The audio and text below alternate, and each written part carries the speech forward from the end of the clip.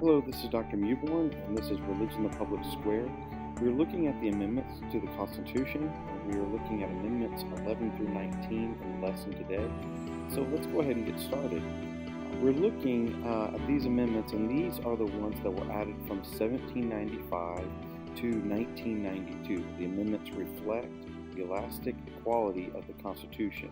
We've talked about that before, that the Constitution is a document that can change over time with amendments, and so it can evolve over time, which is a very special thing about this long-standing active document that we have.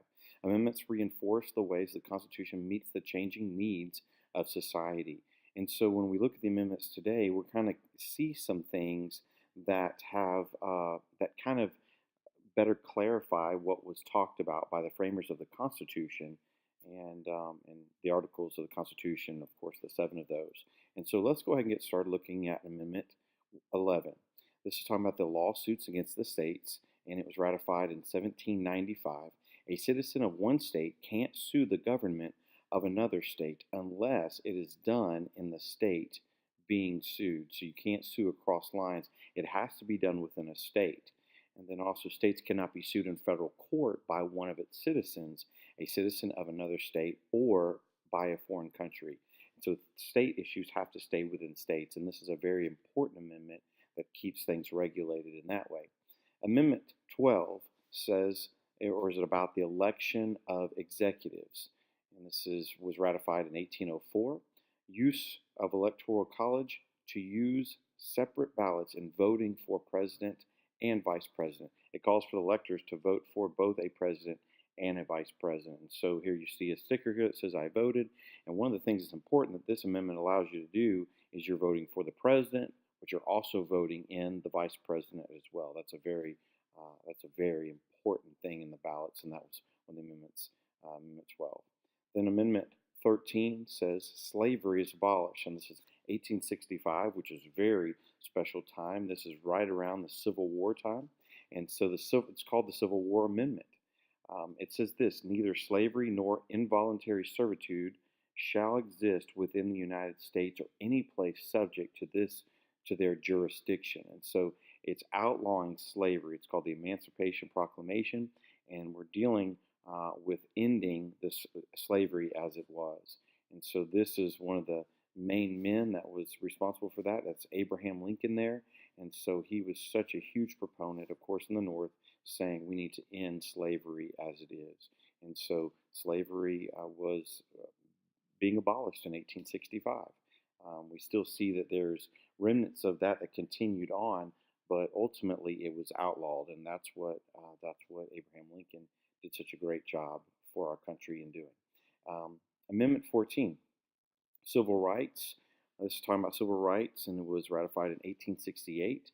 All persons born in the U.S. are subject to jurisdiction of their state.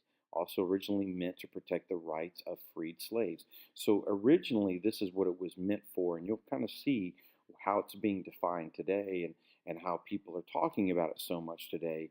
But truly, the whole point of it was to protect the rights of freed slaves.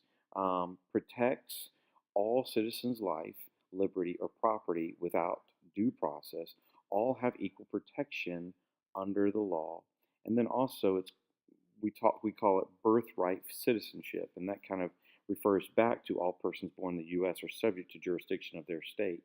And what this has done, even though it was ratified in 1868 and it dealt with freed slaves, that people that were born in the United States had the right to be in this country. Well, what's happened is it's become more of a hot topic today, and the reason it has been is because of these very things here. You see these would be some children of immigrants. It says, "Don't deport my mom," and that's what these shirts have printed off on them.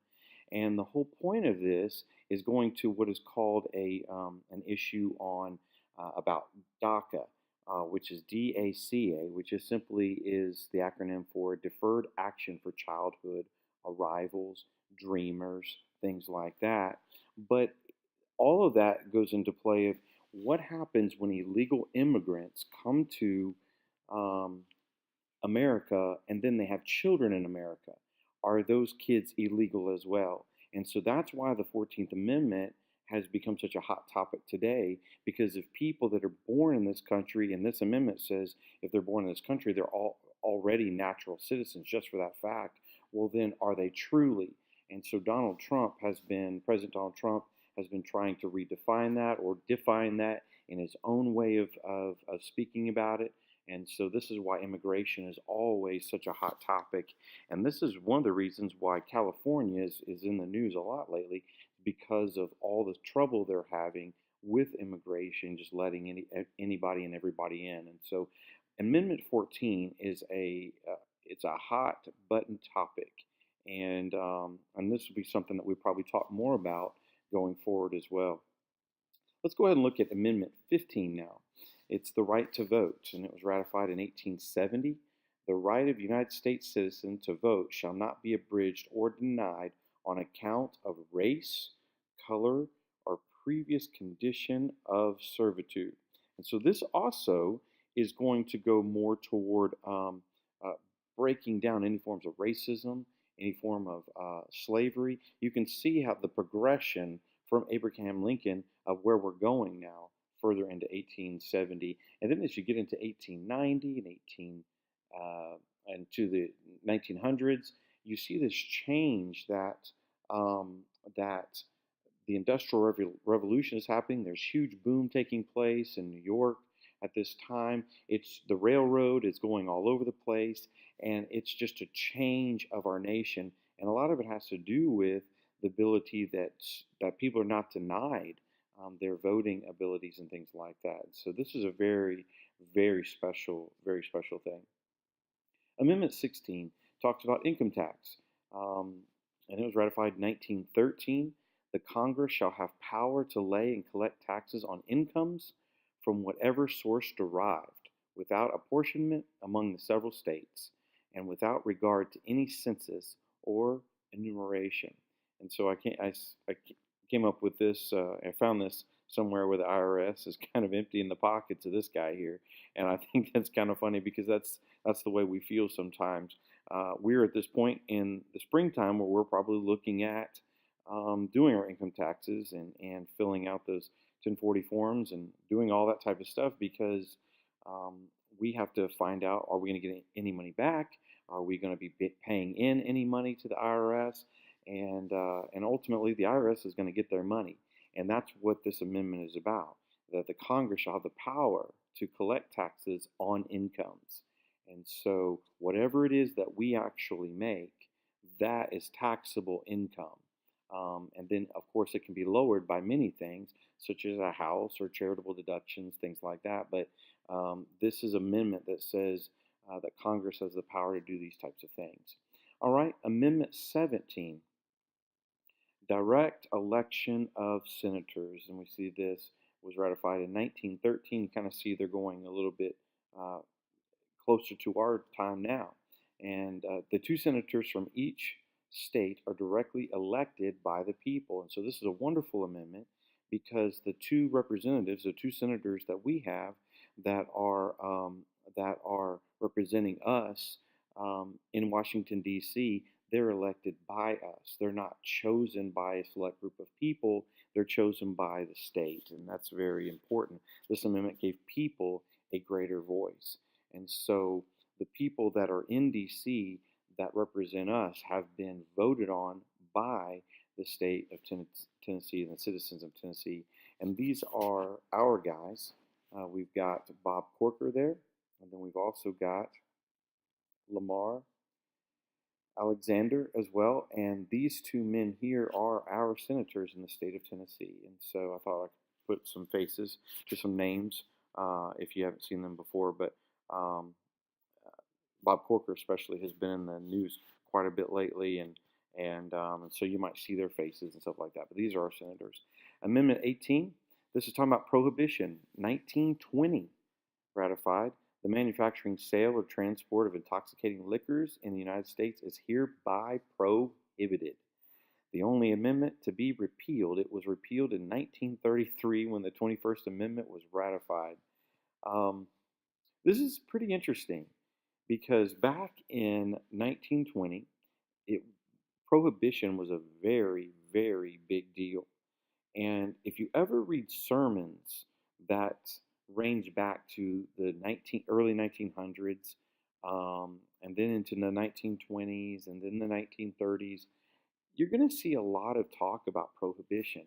One of the huge proponents of this was a guy named George Truett, was the pastor of First Baptist Church of Dallas, Texas, and I wrote my dissertation on him, and or he was one of the people I wrote about, and he talks a lot about prohibition and fighting against the social ills that come from drinking, especially drunkenness and all those types of things.